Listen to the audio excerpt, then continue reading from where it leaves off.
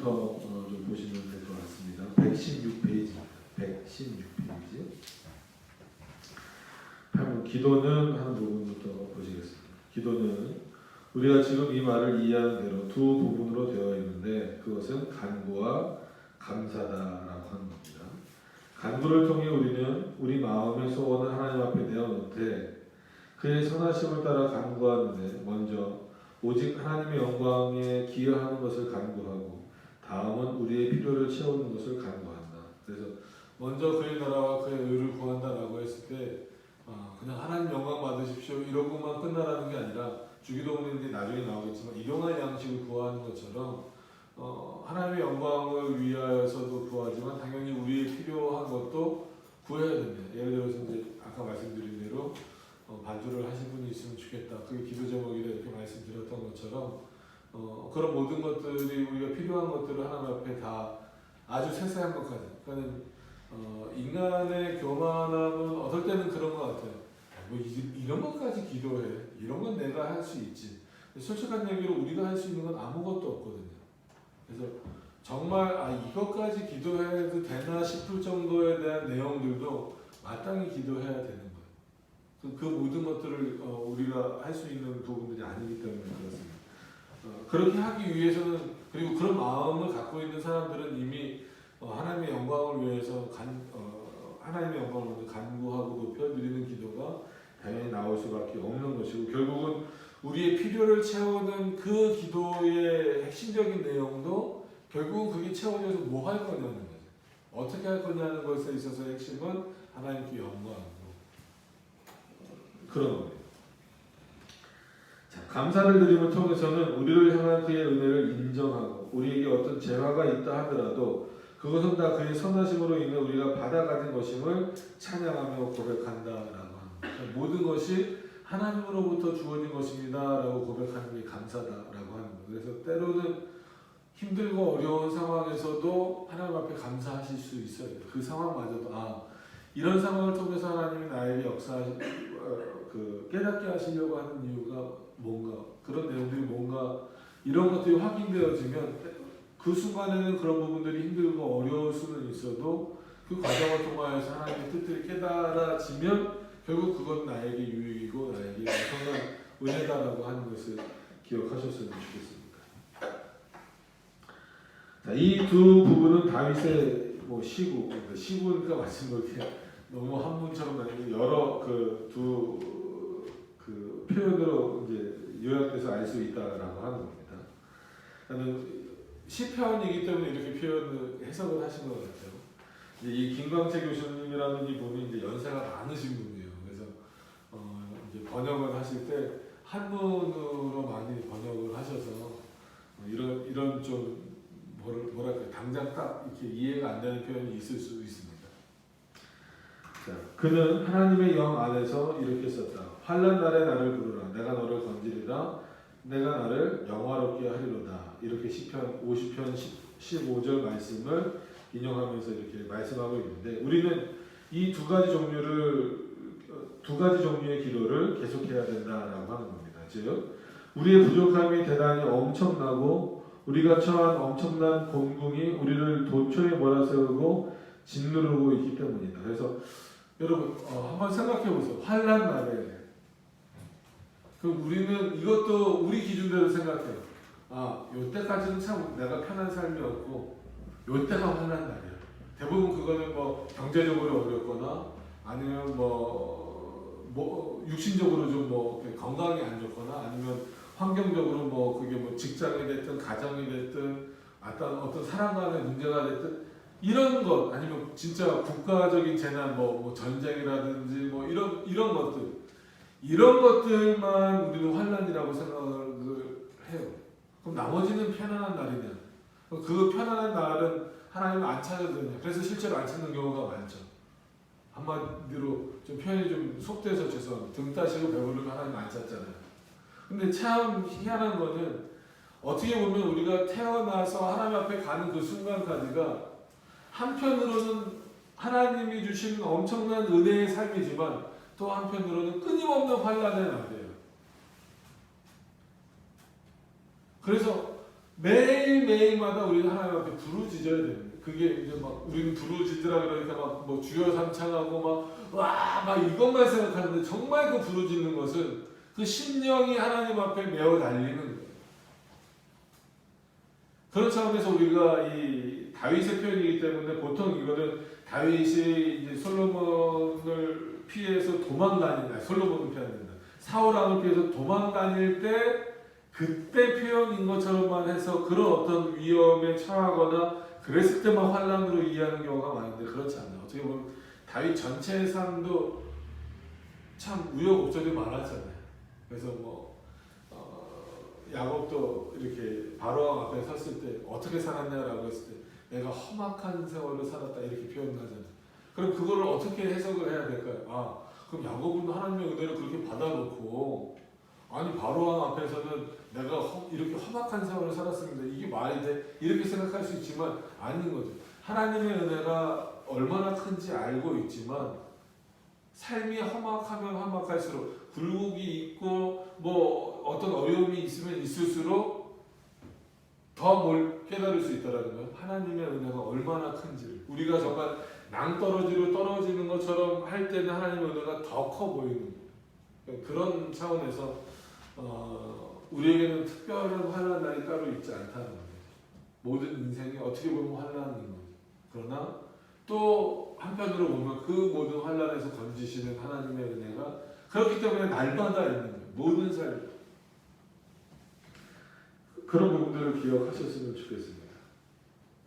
자, 심지어는 성인들까지도 여기서 말하는 이제 그 성인들은 약간 이제 천주교를 비판하는 표현 중에 하나입니다. 그러니까 우리는 성인이라고 부르면 안 돼요. 예를 들어서 베드로나 바울이나 뭐 이런 사람들은 절대 성인이라고 불러서는 안 됩니다. 근데 이제 로마 카톨릭에서 그렇게 부르기 때문에 너희들이 성인이라 부르는 사람들까지도 이런 삶을 살았다라고 하는 거예요. 그 사람들까지도 하나님을 향해 계속 한숨 짓고 탄식하며 간구하는 기도를 올려야 할 이유가 충분히 있었다. 그러니까 바울 예를 계속 들을 수밖에 없는 것은 뭐 여러 인물들 많이 있지만 우리가 너무 익숙하니까 바울도 계속해서 기도했던 게 뭐예요? 내 마음 안에서 두 가지 마음이 싸운다라는 부분도 있었고 그 다음에 자기 몸에 있는 가시 그게 뭐예요? 육신의 병이잖아요. 그러니까 한마디로 다른 사람도 병 고쳐주고 막 기적도 일으키고 뱀에 물려도 안 죽고 막 이랬던 바울인데도 그럼 하나님께서 그 바울 몸 안에 있는 병 하나 고쳐주시는 거는 어렵지 않은 일일 텐데 바울이 3번이나 기도했잖아요. 근데 하나님 뭐야? 더 이상 그거 기도하지 말라는 그 얘기는 뭐예요? 안 고쳐주겠다. 너 죽을 때까지 그거 가지고 가라는 거예요. 그게 너의 가시가 아니라 그것이 오히려 너로 하여금 내 앞에 무릎 꿇게 하는 내용이 된다면 그걸 가시처럼 여기지 말라는 거예요. 하나님 그 부분은 안 고쳐주죠. 그럼 바울을 안 사랑해서가 아니잖아요. 바울로 하여금 계속해서 하나님 앞에 더 겸손해지고 간구하게 만드는 어떤 그런 목적에서 오히려 바울은 다른 사람의 가시와 같은 그런 육신의 병도 영혼의 그 영적인 병도 다 고쳐주면서 정작 자기 몸 안에 있는 병은 못 고치잖아요. 그럼 하나님이 안 고쳐주시는 거니까. 이런 내용들이 있다는 거예요. 그러니까 사람들이 착각하는 거죠. 바울의 기도는 다 들어주셨을까요? 아니잖아요. 다윗의 기도는 다 들어주셨을까요? 아니라고. 성인들이조차 너희가 부르는 성인이라고 하는 사람들조차도 그렇지 않아요. 늘 언제나 탄식 가운데 때로는 실패 가운데 외로움 가운데 위기 가운데 존재하고 있었고 살고 있었고 그때마다 그들에게서 본받을 건 뭐냐면 그때마다 하나님을 원망하고 떠나는 것이 아니라 그때마다 하나님께 간구했다는 거예요. 간구는 내 뜻을 관철시키려는 게 아니에요. 하나님의 뜻을 구하는 거예요. 그래서 아까 바울 얘기한 것처럼 더 이상 그것에 대해서 기도하지 말아라고 했을 때 바울이 침묵하잖아요. 안 아팠을까요? 아프잖아요. 그러니까 우리가 생각하면은 말씀을 전하는데 그리고 여러 곳 돌아다니잖아요. 바울 우리 뭐 전도여행 보면 여기 옆 동네 가는 거 아니잖아요. 엄청나게 먼 길을 돌아다니는데 힘들잖아요. 육신이라도 건강하면 좋을 텐데 그러니까 바울은 기도할 수밖에 없죠. 하나님 제가 예수님의 말씀을 전해야 되는데 이 육신의 연약함 때문에 힘듭니다. 이거 고쳐주시면 제가 정말 진짜 막 좀 막 뛰어다니고 막 이러면서 복음을 전할 수 있을 텐데 이것 때문에 너무 힘듭니다. 당연히 기도할 수 있죠. 그리고 그렇게 기도해야 돼요. 근데 하나님이 됐다. 그것에 대해서는 기도하지 마라. 그거는 뭐예요? 그것 때문에 너가 말씀을 전하는 일에 해를 받지 않을 것이다. 너가 생각할 때는 지장을 받을 것 같지만 내가 너를 인도하고 있는 이상 그거는 해가 되지 않는다. 그것을 바울이 깨달았을 때는 육신의 병을 고쳐달라는 것보다 지금 더 중요한 것은 하나님의 말씀을 어떻게 전할 것인가가 더 나에게 있어서는 더 중요한 것이다. 이런 것들을 깨닫게 된다는 거예요. 그런 차원에서 이들도 그렇게 충분히 기도했다라고 합니다.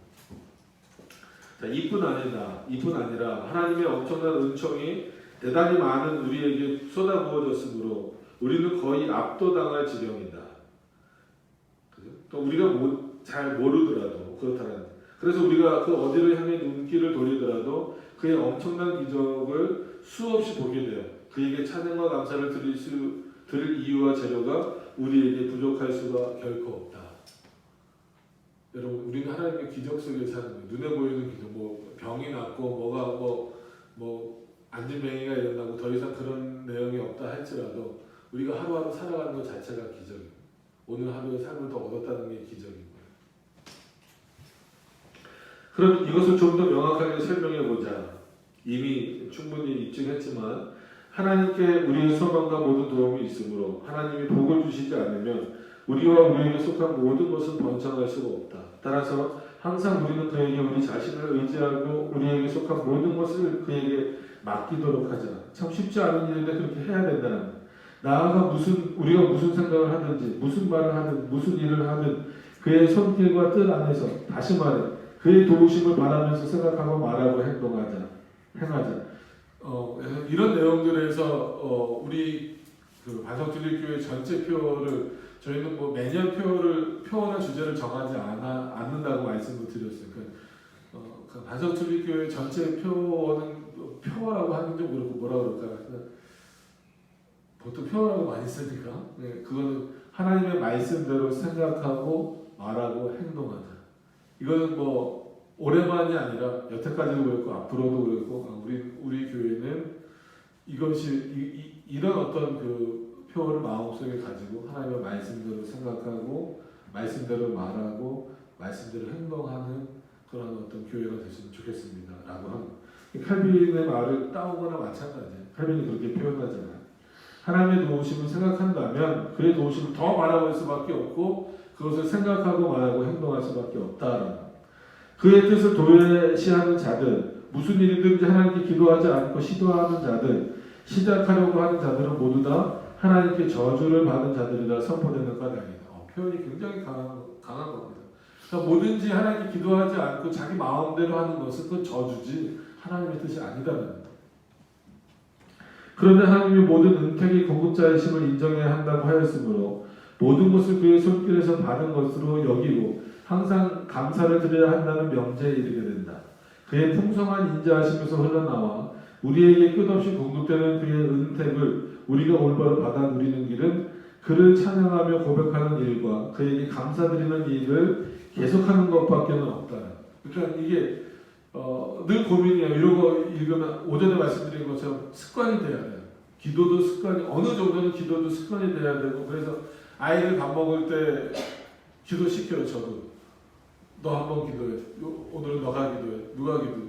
이건 습관이고 훈련인데 여기서만 또 머무르면 안 된다는 거예요. 이게 정말 우리 삶으로 이렇게 탁 들어와야 되는 그런 부분입니다. 그래서 놓치지 않으셨으면 좋겠어요. 이런 내용들이.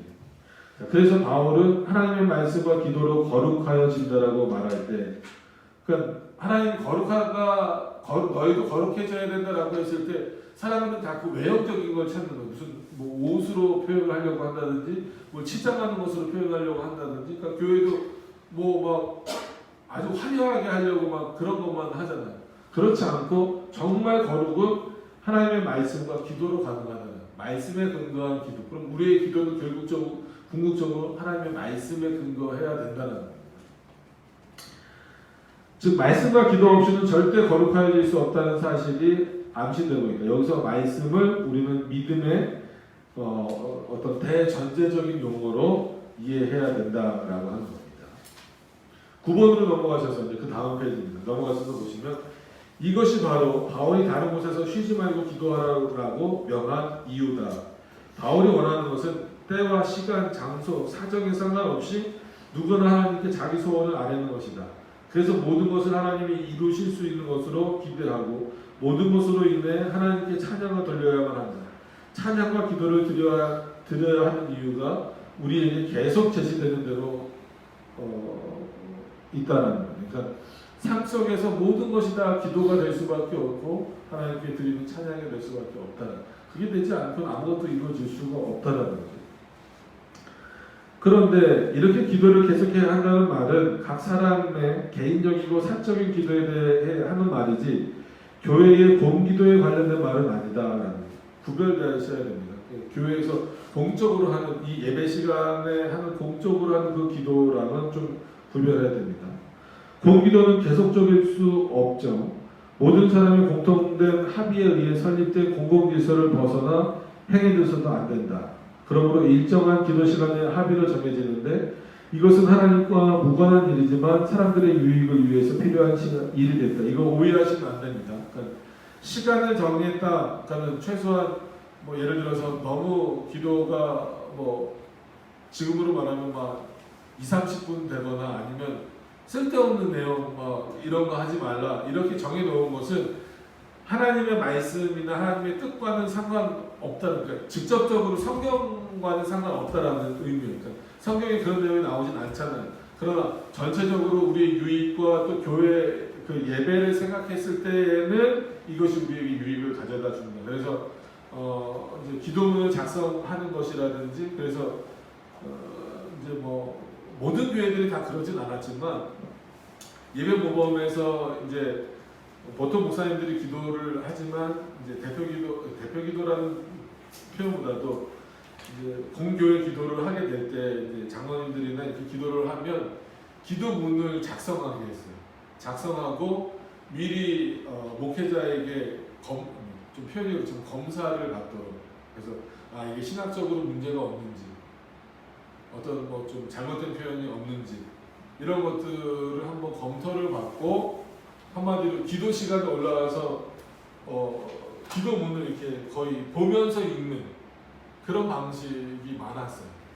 그러니까 우리가 그게 뭐 기도니까 진짜 성령께서 그때 주시는 걸로, 그러니까 성령의 역사를 오해하니까 그런 거예요. 성령께서는 오히려 말씀을 통하여 역사하시기 때문에 그 기도가 말씀을 벗어나는 걸 원하지 않으세요. 그냥 막 생각나는 대로 막 떠들라는 얘기가 아닙니다. 그렇게 되지 않기 위하여서 정말 잘 정리된 내용으로 기도할 수 있도록 기도문을 작성하는 것은 오히려 공교의 기도문으로서 굉장히 중요한 내용이에요. 그래서 함부로 아무 기도는 하지 않도록, 그리고 그거를 어쨌거나 목회자에게 검사받는다라는 좀 표현이 좀 애매할 수 있지만 이렇게 한번 확인이라고 하죠.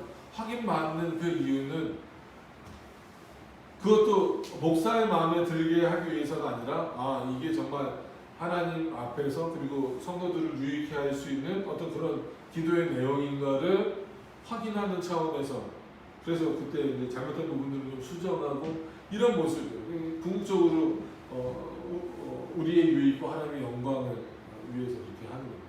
개인적인 기도는 시간이나 장소나 구애받을 필요 없이 하지만 공기도는 그렇지 않다라는 거예요. 그런 차원에서 성경에 명확하게 제시되어 있지 않기 때문에 이제 이런 표현이 하나님과는 무관하다 이렇게 표현이 된 거지, 이게 정말 하나님 기도가 공기도가 하나님과 상관없다 이런 표현이 아니라는 것을 말씀드리고 싶은 겁니다. 사람들의 편의를 고려하되 모든 것을 적당하게 하고 질서대로 해야 된다. 이를 위하여 우리가 성전이라 부르는 공공장소가 또한 지정되어 있다.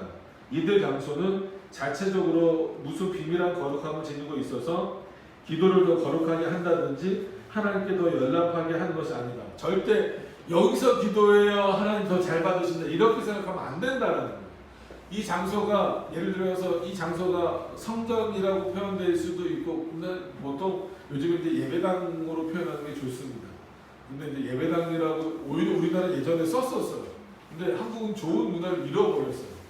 그래서 반석줄리교회 예배당 이렇게 쓰고 싶은데 그러면 또 사람들이 뭐 이단이니 뭐니 막 말이 많아서 그냥 교회 이렇게 하는데 이건 이제 예배드리는 곳으로 구별되긴 했지만 예배드리는 곳으로 구별됐다라고 해서 여기서 기도한다라고 더 기도의 효과가 나타나는 게 아니라는 거예요. 그렇게 오해하면 큰일 나는 거예요. 로마 카톨릭이 자꾸 그렇게 만드니까 성당 안에서 기도하는 게 더 능력이 많아 보이고 이러는 거예요. 자, 오히려 신자들이 기도하기 위해 말씀 선포를 듣기 위해 함께 성례에 참여하기 위해 모일 때 그 회중을 좀 더 편하게 수용하는 역할을 한다. 그러니까 어떤 면에서 보면 칼빈이 지금 이 예배 장소는 굉장히 이렇게 진짜 모이는 역할을 하는 것 이외에는 아무것도 없다라고 지금 말하고 있는 것 정도예요. 그렇게까지 표현을 하고 있습니다. 자, 다른 관점에서 보면 바울이 말한 대로 우리 자신이 하나님의 참된 성전이다. 그러니까 저도 성전이고 여러분도 성전이에요. 그러니까 성전이 모였기 때문에 이곳이 의미가 있는 거다라는 거예요. 아시겠어요? 우리가 참된 성전이 아니라면 여기도 의미가 없는 거예요. 이 장소는. 하나님의 성전에서 기도하기를 우리가 만일 원한다면 우리는 우리 자신 속에서 기도하도록 하자. 와, 표현이 멋있잖아요. 이건 뭐예요? 참된 기도란 너희 마음 가운데에 하나님의 마음, 즉 그리스도가 내 안에 너희가 내 안에 있다라는 그 말씀이 있잖아요.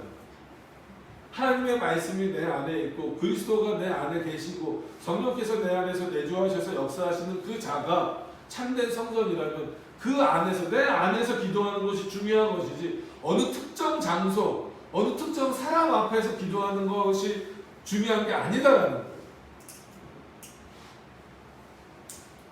그러나 자기가 성전에 있을 때 하나님이 귀를 자기에게 더 가까이 내신다 생각하는 사람들은 혹은 장소의 거룩함으로 말미암아 기도가 더 거룩해진다 생각하는 사람들은 유대인이나 이방인들의 우둔함을 이어받아 하나님을 육신적으로 섬기는 사람들이다. 이게 칼빈이 얼마나 이거를 강하게 비판하고 있습니다. 이런 내용이 있기 때문에 칼빈도 그렇고 루터도 그렇고 오히려 사람들이 성전에 즉 교회만 와서 일상생활을 안 하고 있는 것에 대해서 오히려 비판하고 너희 일터로 가라. 가서 노동을 해라. 하나님이 허락하신 노동을 해라. 왜 여기 와서 계속 있느냐. 이런 우둔함 때문에 장소에 구애받지 말고 신령과 진정으로 예배하라라는 거예요. 물론 공예배라고 하는 것은 이렇게 장소를 또 구별해서 드려야 되죠. 그러나 나머지 일상생활 가운데에서 드려지는 예배, 삶으로서 드려지는 예배는 이런 장소에 구애받으면 안 된다. 그렇기 때문에 우리가 가야 할 곳과 가지 말아야 할 곳이 구별되는 거죠. 너희 발을 삼가라. 노래방 가서 예배 드리실 거예요? 아니면 뭐 나이트 가서 예배 드리실 거예요? 술집에 가서 예배 드리실 거예요? 그럴 수 없잖아요. 예배 드릴 수 없는 곳이기 때문에 거기는 안 가는 거예요. 그리스도인이라면 왜 가지 말아야 됩니까? 예배 드릴 수 없는 곳이기 때문에 그래요. 기도할 수 없는 곳이기 때문에 그래요. 여러분들이 기도해서 술집 바꿀 수 있어요? 안 바뀌어져요. 거기는 그런 용도가 아니기 때문에. 술 취하지 말아야 되는 이유가 그래요. 성경에서 술 먹지 말라는 얘기 아주 직접적으로 없다라고 뭐 해봅시다. 그럼 술 먹어도 되는 겁니까? 뭐 칼빈도 술 마셨잖아요. 뭐 구약시대도 그렇고 뭐 예수님도 첫 번째 기적이 포도주 하신 거잖아요. 만드신 거잖아요. 그 사람 다 취하는 거 아닙니까?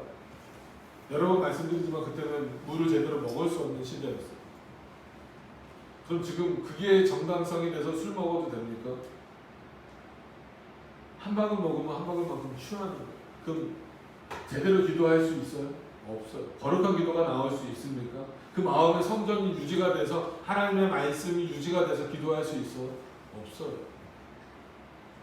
그렇기 때문에 술 먹지 말라는 거예요. 건강 때문이 아니에요. 우리 마음의 성전을 유지하기 위해서입니다.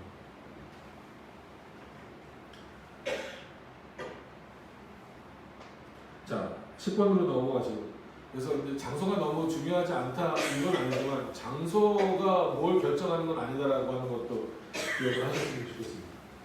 그런데 찬양의 고백을 위해서는 도움을 청하기 위해서는 하나님께 마음을 올려드리는 것, 이것이 기도의 목적이므로 이로부터 알 수 있는 사실은 기도의 중요 핵심이 영혼과 마음에 있다는 것이다.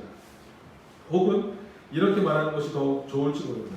기도란 본디 마음을 감찰하시는 하나님께 마음속 움직임을 쏟아놓고 털어놓는 것이다. 그러니까 어떻게 보면 진짜 하나님께 내 모든 걸 오픈하는 거예요.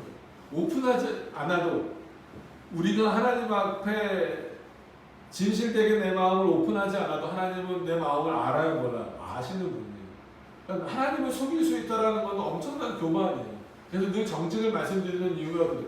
우리가 정직하지 않아도 하나님은 우리를 다 알고 계세요. 아는 사람을 속이려고 해봐요. 얼마나 그게 웃기겠어요. 자녀가 있는 분들은 알지만 자녀가 특히 어릴 때 그러죠. 부모 속이려고 그러면 다 뻔하잖아요. 눈에 보이잖아요. 그 거짓말인 거 알잖아요. 근데도 계속 속이려고 그래요. 그게 속여집니까? 화만 나지. 하나님 앞에서도 마찬가지예요. 우리가 마음을 열어야 되는 건 당연한 거지만 실제로 마음을 열지 않아도 하나님은 다 알고 계셔요. 그렇기 때문에 마음을 열지 않는 것 자체가 죄고 교만인 거예요. 가식이고 외식인 거예요. 그러니까 철저하게 하나님 앞에 마음을 정말 열 수 있는 자가 돼야 됩니다. 그게 믿음이에요. 그게 정말 진정한 기도의 어떤 그 기본이 되는 거예요. 자, 이런 연유로 우리 주님이신 그리스도께서 가장 좋은 기도법을 가르치려고 하실 때 골방에 들어가서 문을 닫고 은밀한 중에 계시는 우리 아버지께 기도하며 은밀한 중에 계시는 우리 아버지께서 우리 기도를 들어주시도록 하라고 명하셨던 것이다. 이거는 정말 어떤 면에서는 문자적으로도 한편으로는 이해하셔도 상관없어요. 왜냐하면 우리가 그 이제 예배 모범에 따라서 전체 이렇게 기도하기도 하지만 사람인지라 의식할 수밖에 없어요. 옆 사람을 의식할 수밖에 없고 솔직한 얘기로 자기 마음을 다 열어놓지 못할 수가 있어요. 혹시라도 다른 사람이 듣고 내 치부를 알게 될까봐. 그럼 골방으로 가라. 아무도 듣지 못하는 곳으로 가서 하나님 앞에 내어놓는. 그게 목소리로 나오지 않더라도 다른 사람 의식하지 말고. 한편으로는 그게 참 안 되면 진짜 골방 찾아가세요. 아니면 여기서 이런 데서라도 입으로 안 하면 되잖아요. 저희는 통성 기도를 엄청 무조건 하면 안 됩니다. 이것도 아니지만 통성 기도를 공공 예배 때는 통성 기도 하지 않습니다. 물론 교회 모임에서는 하지 않아요. 그게 다른 사람에게 방해가 되기 때문에 그렇습니다. 다른 이유 없어요. 다른 사람에게 방해돼요. 하다 보면 저 사람 저렇게 기도하네 안 듣고 싶어도 들려요. 그렇기 때문에 하지 말라는 거예요. 개인적으로 하실 때는 큰 소리를 내서 하시든 그거 마음대로 하셔도 되지만 공적인 기도에 있어서는 다른 사람에게 방해되지 않도록 하시라는 거예요. 근데 더 중요한 것은 그렇기 때문에 은밀한 중에 계신다라는 것은 하나님이 뭐가 아쉬워서 은밀한 곳에 계시겠어요. 은밀하게 우리 마음을 그런 마음을 다 보신다는 거잖아요. 어디서든지 내 마음을 여시라는. 정 안 되면 진짜 골방으로라도 찾아가시라는. 사실 야심에 가득 차 있으면서 가식적인 기도로 사람들의 환심을 사려고 하는 위선자들의 본을 따르지 말라고 주님은 말씀하신다. 그리고 칼빈은요 정말 어떨 때 보면 대상을 고려하라고 몇 번 말하면서 본인은 잘 안 하는 것 같아요. 굉장히 강력하게 표현을 하고. 즉시 무엇이 더 좋은지를 덧붙이셨다. 즉 골방에 들어가 거기서 문을 닫고 기도하라는 것이다. 내가 이해하기로는 이 말씀, 이거 칼빈의 이해입니다.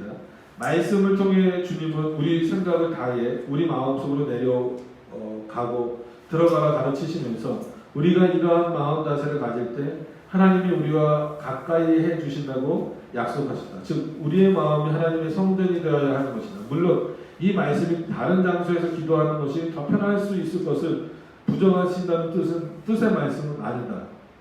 그래서 꼭 골방이라고 해서 진짜 빈방만 무조건 찾아가라는 얘기가 아니라는 거예요. 이 본문을 그렇게 이해하면 안 된다는 겁니다.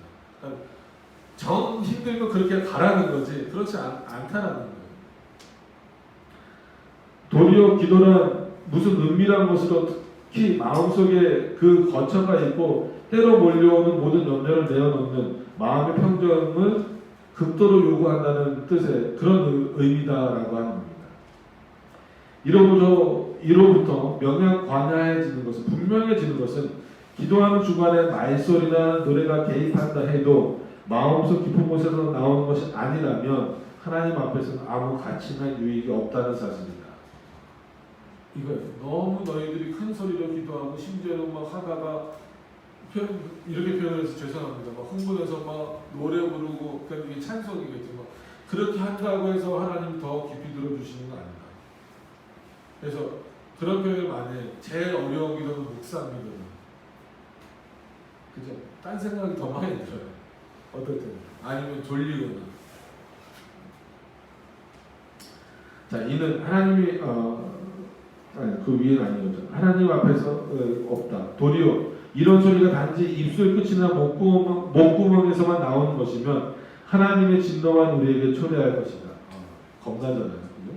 이는 하나님이 선지자를 통하여 친히 말씀하신 것처럼 그의 지극히 거룩한 이름을 욕되게 하고 그의 존귀하심을 웃음거리로 만드는 행위이기 때문이다. 주께서 가라사대 이사야서 말씀입니다. 이 백성이 입으로는 나를 가까이하여 입술로는 나를 존경하나 그 마음은 내게서 멀리 떠난다. 이런 말씀 정말 우리가 조심해야 됩니다. 늘 경각심을 가져야 돼요. 그들이 나를 경외함은 사람의 계명으로 가르침을 받았을 뿐입니다. 분명히 십계명을 하나님의 말씀으로 가르쳤는데 모세의 계명 정도로 이해했다 이거예요. 그러므로 또 이사야 말씀입니다. 그러므로 내가 이 백성 중에 기이한 일, 곧 기이하고 가장 기이한 일을 다시 행하리니 그들 중에 지혜자의 지혜가 없어지고 명철자의 총명이 가려지니. 이게 없어져야 너가 지혜롭다라고 말하고 너가 총명하다라고 말하는 그게 없어져야 정말 하나님 앞에 너의 본 모습을 그대로 내어놓을 수 있다는.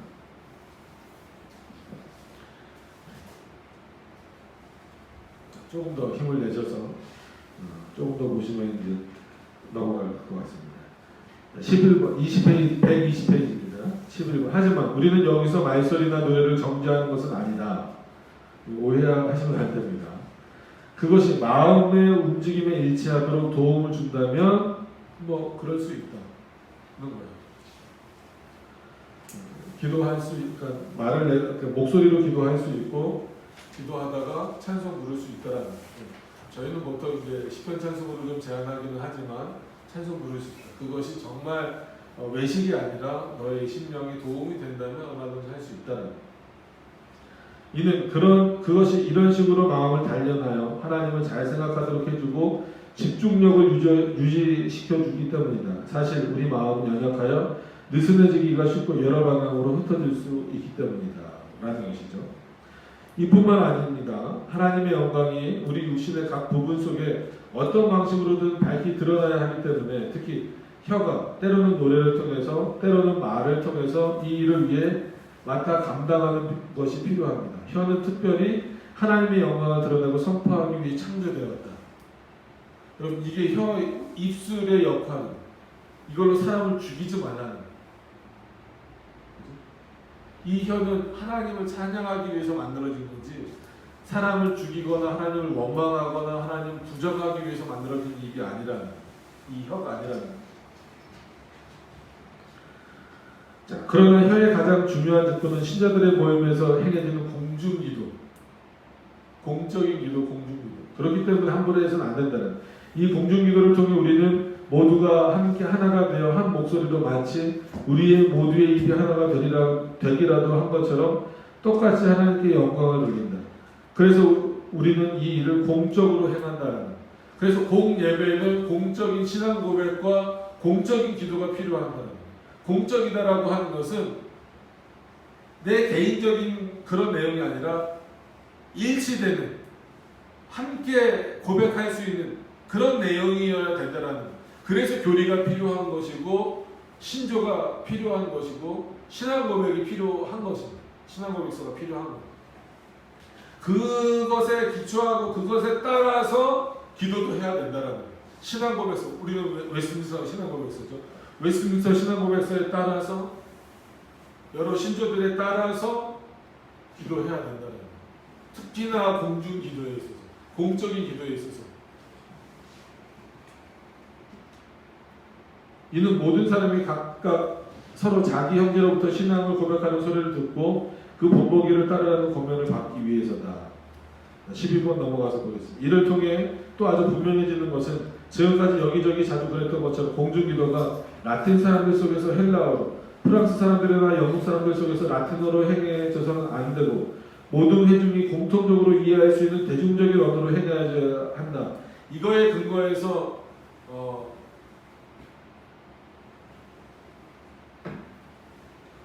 방언으로 공적인 시간에 기도하는 것을 금지하고 있습니다. 여기 이 그 표현대로 라틴어를 하는 사람들 앉혀놓고 헬라어로 기도하면 알아들을 수 있겠습니까? 여기서 제가 독일어로 기도할 수도 없지만 독일어로 기도하면 여러분들 알아들으실 수 있겠어요? 공적인 기도는 서로 그 기도를 듣고 함께 하나님께 영광을 돌리는 거예요. 절대 공적인 기도에서는 우리는 방언 자체를 부정하지만 특히나 강단에서 그거 하면은 큰일 납니다. 그래서 대신교당 헌법은 약간 아쉽긴 하지만 합동 같은 경우는 그 강단에서 방언 기도하면은 그 목회자는 정직이에요, 정직. 또 정직을 받았으면 또 하면은 면직까지도 될 수 있어요. 조심하셔야 돼요. 그걸 떠나서 안 되는 건 안 되는 거예요. 대중적인 언어, 이건 일반적으로 알아들을 수 있는 언어로 기도하라는 거예요. 공중기도가 온 교회에 덕을 세우기 위해 행해지는 것이 마땅할 텐데 이해할 수 없는 소리를 가지고 전혀 아무 열매가 맺히지 않는다. 하지만 형제 사랑에 대한 권유를 전혀 하지 않는 사람들에 대해서는 최소한 바울의 권위에 의해서라도 감동을 받아야 할 것이다. 바울의 말은 모함이 전혀 없다. 그렇지 않으면 내 영으로 축복할 때 무식한 처지에 있는 자가 내가 무슨 말을 하는지 알지 못하고 내 감사에 어찌 아멘하리요. 너는 감사를 잘하였으나 그러나 다른 사람은 덕세움을 받지 못하리라. 그러니까 외국어로 기도하지 말라는 얘기입니다. 하지만 반드시 다음과 같은 사실을 유념해야 한다. 곧 공중기도든 개인기도든 마음이 없이 혀로만 하는 기도는 하나님이 전혀 받지 않으신다는 사실이다. 이뿐 아니라 마음으로 생각하는 것은 그 힘과 열기가 엄청날 수밖에 없어서 혀가 말로 표현할 수 있는 것을 완전히 훨씬 더 능가한다는 사실도 유념해야 한다. 끝으로 개인 기도는 혀가 꼭 필요한 것은 아니라는 사실이다. 내면의 느낌 자체가 마음을 고양시키기에 충분한 경우의 말이다. 그래서 때로는 소리내지 않고 기도하는 것이 가장 좋을 수 있다. 모세나 한나에 의해서 보던 말이다. 그래서 칼빈이 직접 말합니다. 가장 어려운 기도는 그리고 중요한 기도는 말하지 않는 기도, 그러니까 언어를 사용하지 않는 기도다라고 합니다.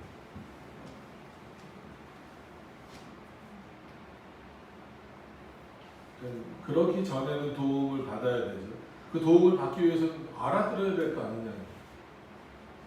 너 본인도 못 알아들으면서 그게 어떻게 공적인 기도가 되고 어떻게 하나님의 뜻을 깨닫는 기도가 되겠느냐.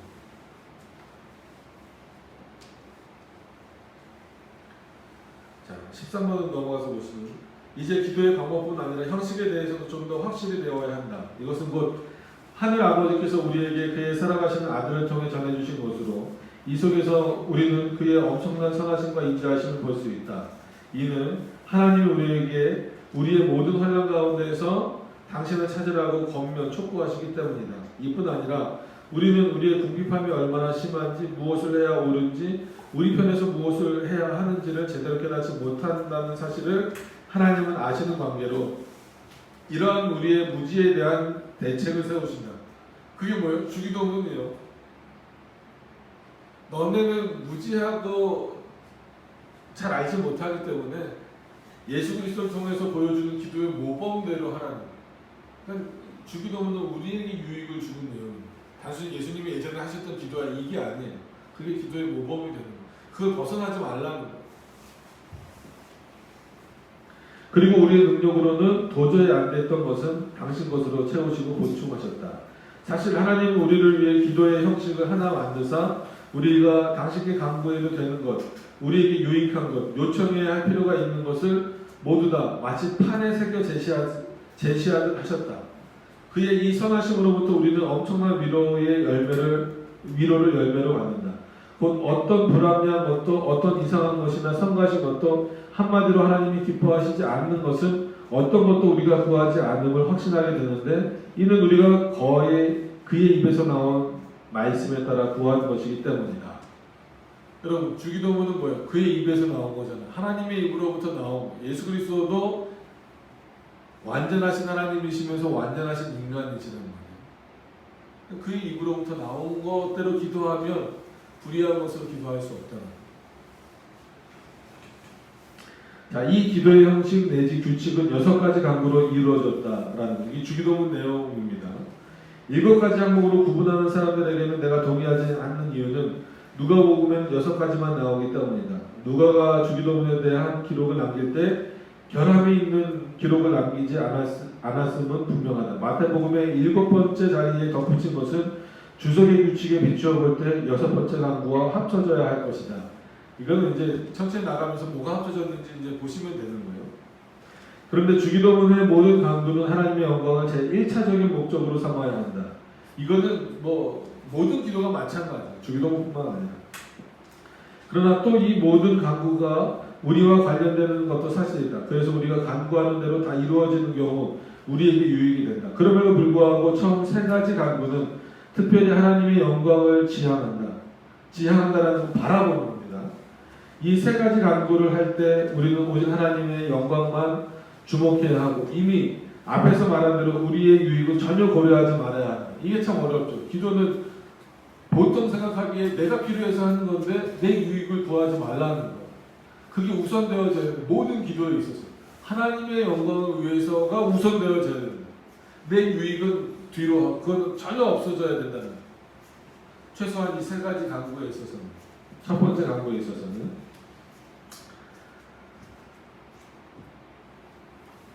도리어 그 영광을 우리 앞에서 오직 그것만이 우리 눈길에 집중해 쏟아야 할 것이다. 같은 종류의 다른 강구를 할 때도 다른 마음을 가져서는 안 된다는 거예요.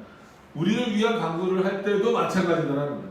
그런데 이것 자체가 우리에게 큰 유익이 된다. 이는 우리가 간구하는 대로 그 이름이 거룩히 여김을 받게 될 때 우리 자신의 성화도 이루어지기 때문이다. 그러니까 하나님의 이름이 거룩히 여김을 받으시기를 원합니다라고 기도하는 것 자체가 결코 우리와 상관없는 게 아니라는 거예요. 그렇게 기도함으로 말미암아 우리가 성화의 길을 더 걸어갈 수 있다는 거예요. 그럼 결국 궁극적으로 하나님의 영광을 위해서 기도하는 것이 누구에게도 유익이 되냐면 우리에게도 유익이 되는 방식으로 하셨다는 거예요. 그러니까 이게 엄청난 은혜인 거예요. 기도라고 하는 것을 통하여서도 하나님의 영광 받으시면서 거기만 머물지 않으시고 우리에게도 유익을 주시는 방식으로 하셨다는 거예요. 그렇기 때문에 우리가 우리 유익을 구하는 내용을 또 할 필요가 없다라는 겁니다. 이런 종류의 유익에는 이미 말한 대로 우리가 마치 눈먼 자처럼 되어야 한다. 그래서 이런 유익은 전혀 고려치 말아야 한다. 자, 122페이지입니다. 오늘 여기까지만 보시고 다음 주부터 이제 하늘에 계신 우리 아버지라는 부분부터 이제 본격적으로 주기도문의 내용으로 들어갈게요. 자, 설령 우리의 개인적인 유익에 대한 소망이 다 끊어진다 하더라도 우리는 하나님의 이름이 거룩히 여김을 받는 일과 하나님의 영광과 관련된 다른 일에 대하여 소원하는 일, 간구하는 일을 중단하지 말아야 된다. 쉽지 않죠. 개인적인 유익에 대한 소망이 다 끊어진다 하더라도 여러분 이게 우리가 이거를 문장으로 읽으니까 쉽죠. 실제 삶에서 이런 일이 벌어진다라고 한번 해보세요. 좀 예를 극단적으로 들어서 그렇지만 만약에 자녀가 죽었다, 뭐 배우자가 죽었다, 가장 친한 뭐 친척이 죽었다, 친구가 죽었다, 아니면 뭐 하던 사업이 망했다. 그럼 그 슬픔과 이게 어마어마하잖아요. 그럼 사람들 거기에 빠져 있잖아요. 근데 칼빈이즘은 뭐라는 거예요? 주기도문을 우리에게 주신 이유는 뭐라는 거예요?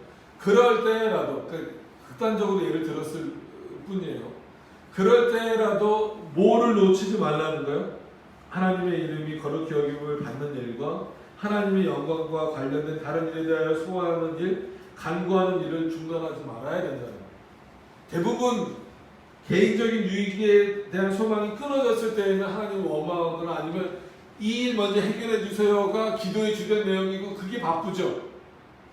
언제 진짜 당장 뭐 심하게 얘기해서 우리 집에 빨간 딱지 붙게 생겼는데 당장 하나님 이거 해결해 주세요. 대부분 거의 99% 그렇게 기도할 거예요. 저도 아마 그렇게 기도할 거예요.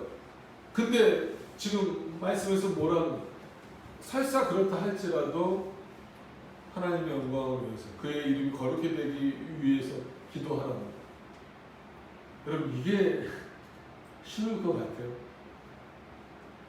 하나님이 우리에게 요구하시는 수준이 이 정도 수준이에요. 믿음이라는 건 이런 거예요. 기도라는 건 이런 거예요. 그러면서 예를 드는 게 마치 모세와 바울처럼. 바울의 예는 우리가 너무나 잘 알잖아요. 모세도 마찬가지예요. 모세의 인생도 보세요. 그 태어날 때부터 죽음의 위기였잖아요. 그죠? 애굽의 왕자로 살면서도 그 하루라도 편했겠어요. 그 권력 다툼에서 쫓겨나서 찾아가서 거기서도 얼마나 험악했습니까? 돌아와서도 자기 백성들 이끌어 나갔는데도 힘들었잖아요. 광야길 걸어갈 때 쉽지 않았어요. 40년. 금방 뭐 일주일이면 갈 수 있는 거리잖아요. 가나안 땅까지. 근데 40년을 빙빙 돌아서 가면서 원망도 듣고 욕도 많이 먹었잖아요. 백성들한테. 근데 궁극적으로 모세는 가나안 땅 들어갑니까? 못 들어갑니까? 못 들어가잖아요. 그 요단강 앞에 두고 넌 못 간다는 거예요. 그랬을 때 여러분들이 모세라면은 저도 그렇고 바로 원망했을 거예요. 하나님 도대체 내가 어떻게 더 해야 저 땅 들어갈 수 있습니까? 시키는 거 다 했잖아요.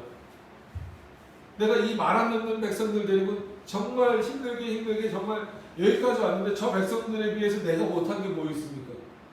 누가 보더라도 모세가 훌륭하죠. 그죠? 대단하죠.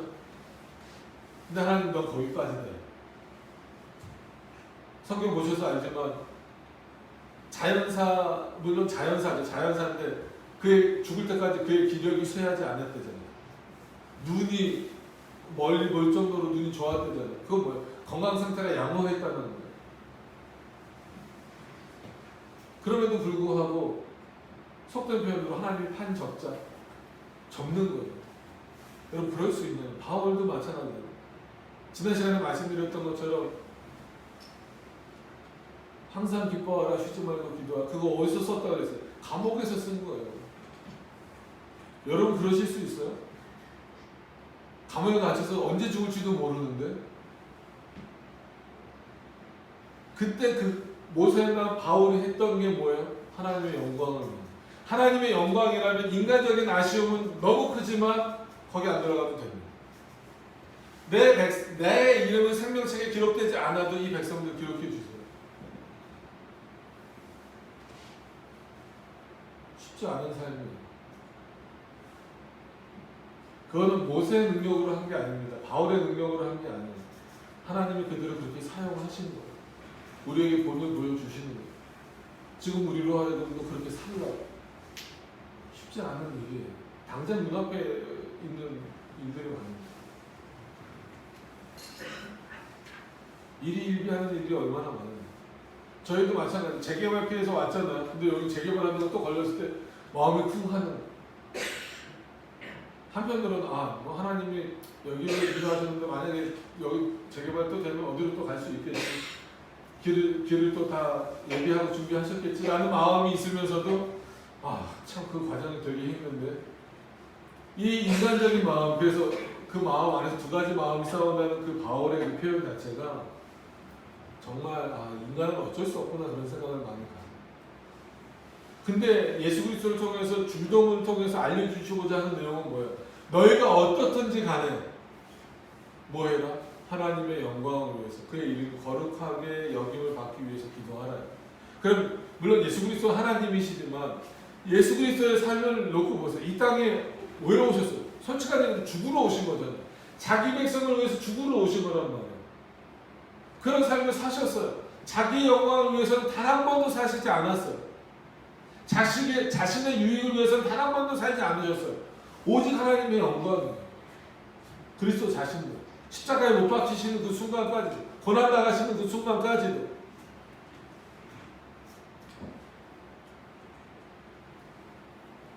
그 그리스도가 우리에게 알려주시는 거예요. 하나님께 이렇게 기도하라. 문장만 알려주신 것이 아니라 기도 드릴 때 너희들이 어때야 되는가, 너희 마음을 보시는 그 하나님 앞에 어때야 되는가, 너희가 지금 누군가, 저와 여러분 누굽니까? 하나님의 백성, 그리스도인이에요. 성전이에요. 그럼 성전답게, 그리스도인답게, 하나님의 백성답게 기도해야 된다는 거예요. 뭐에 따라서? 말씀에 근거해서. 그게 믿음이라고 한다면, 하나님 주신 믿음이라고 한다면, 하나님께서 친히 가르쳐 주신, 예수 그리스도 통해서 친히 가르쳐 주신 주기도문에 근거해서, 그 말씀에 근거해서 기도하라는 거예요.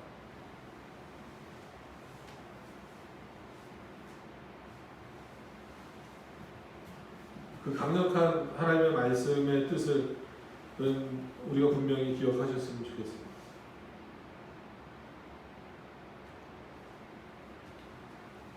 자, 그들은 여기서 이제 모세와 바울의 예를 드는 거죠. 그들은 마음과 눈을 자기 자신에게 돌렸다. 그래서 하나님의 영광과 나라를 위해 자기 자신의 희생이 필요하다면 엄청나고도 불타는 열심으로 자기 자신의 파멸을 강구하였다. 이러실 수 있어요. 자기 자신의 파멸을 강구했다라는 거. 나는 죽어도 됩니다라는 거. 나는 죽어도 됩니다. 뭐만 있으면 됩니다. 하나님의 영광만 있으면 됩니다. 어떻게 보면 그렇게 살았기 때문에 지금까지도 성경의 인물이기도 하지만 지금까지도 우리가 모세의 이런 부분을 본받자, 바울의 이런 부분을 본받자라고 계속해서 말되어지는 거죠. 하나님이 어떻게 보면 지금도 모세와 바울을 높여주시는 겁니다. 그러나 끊임없이 모세와 바울은 누구를 높이는 거예요? 하나님만 높였어요. 단 한 번도 자신을 높인 적이 없어요. 물론 하나님을 잘 모를 때, 이럴 때는 하나님께 원망하기도 하고 그랬지만, 이뿐만이 아닙니다. 우리의 일용할 양식을 주십사고 기도할 때 그것이 비록 우리의 유익을 위한 우리의 유익을 위하여 간구라 할지라도 이 경우에도 하나님의 영광을 우선적으로 추구해야 됩니다. 여러분, 우리가 먹고 마시는 거 정말 중요한 문제입니다. 못 먹고 못 마시는 건 죽잖아요. 그럼 먹고 마시는 것을 간구해야 되는데 그 목적도 단순히 내 배를 불리기 위함이 아니라면 하나님의 영광을 위해서다. 즉 우리의 유익이 하나님의 영광을 위해 도움이 되는 것이 아니라면 우리의 유익을 위한 간구는 하지 말아야 할 것이다. 그렇죠? 중요하면서도 쉽지 않은 부분. 그러니까 이런 어떤 기도에 대한 그 기본적이고 선제적인 지식을 가지고 나서 주기도문의 내용을 살펴보자라고 합니다. 그래서 우리 다음 시간부터 이제 주기도문의 본문으로 들어가서 볼 텐데요. 오늘까지 내용을 다시 한 번 더 쭉 읽어보시면서 기도가 어떤 것이구나, 어떻게 우리가 기도해야 되겠는가라고 하는 것을 잘 살펴보실 수 있는 우리 모두가 되기를 바랍니다. 기도하도록 하겠습니다.